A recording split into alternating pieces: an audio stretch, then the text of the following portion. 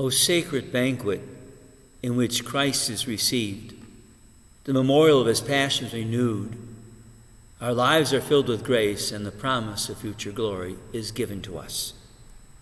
This very beautiful, you might say simply a prayer that embodies the whole message of the Eucharist, was written by St. Thomas Aquinas in the 1200s.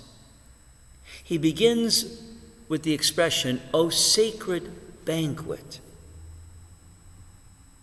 Sometimes I believe that, especially Catholics who are deeply instructed and understand that the bread and wine, through the words of consecration and the power of the Holy Spirit upon the gifts, makes them into the body and blood of Christ, so concentrate on that one aspect that in some ways they miss a greater aspect around it.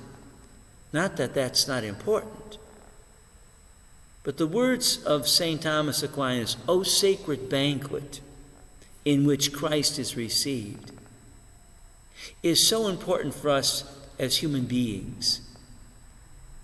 We sometimes neglect to realize that the whole building of the church building in which we celebrate the Eucharist, this sacred banquet, is really a banquet hall.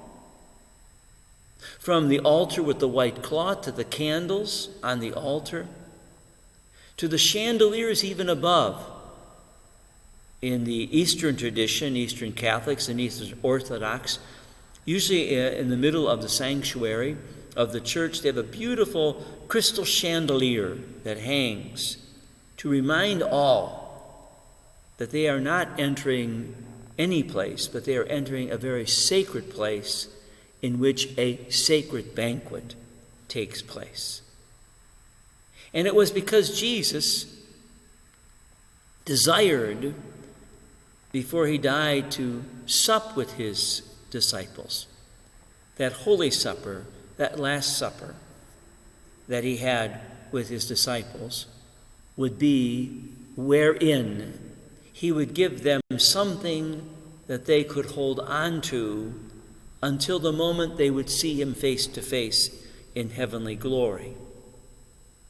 That sacred banquet, we name it so many different names in the Christian tradition over the centuries. One of the earliest names was the breaking of the bread. That came from our Jewish background. Eucharist is another word that we use with regard to this ceremony in which we hear the readings from the Bible, pray, and bring the gifts of bread and wine to the altar at which they are consecrated. Eucharist, meaning thanksgiving, that comes from the Greek.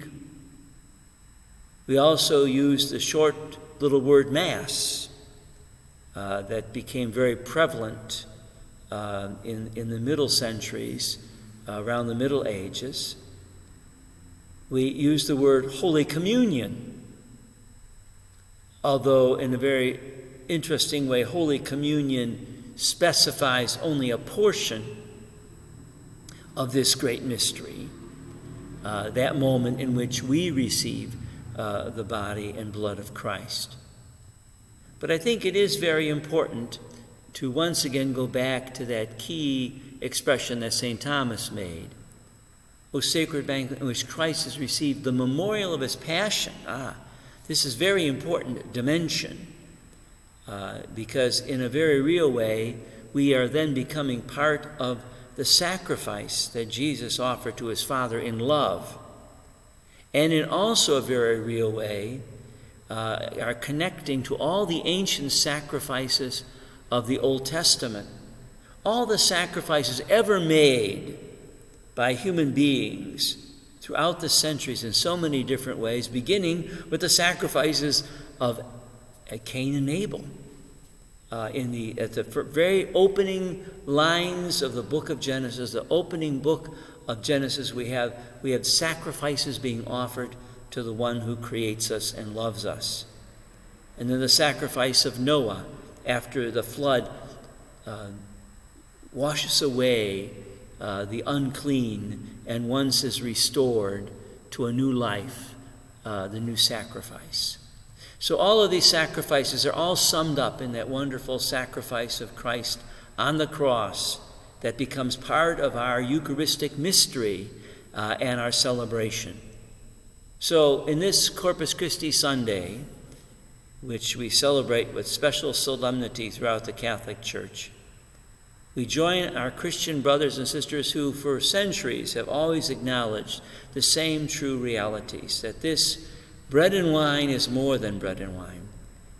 It is the body and blood of Christ. It is part of a sacred banquet. It is an invitation to remember and realize that there is a moment we are going to come to when once again we are joined to that heavenly banquet, to the heavenly liturgy, with all those that have served the Lord faithfully in this life, whose sacred banquet in which Christ is received, the memorial of his passions renewed, our lives are filled with grace, and the promise of future glory is given to us.